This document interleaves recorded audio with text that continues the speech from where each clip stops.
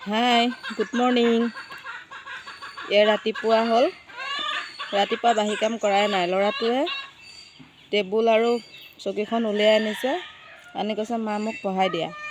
কিতাপখন ফালি পেলালে। এতিয়া বহী এখনে কলম এটাই লৈ লৈছে, লৈ মোক পঢ়াব দিছে। অ' চুমু, তোমাৰ নামটো কি কৈ দিয়াচোন? দেউতাৰ নাম কি? মাৰ নাম কি? বাৰ নাম কি?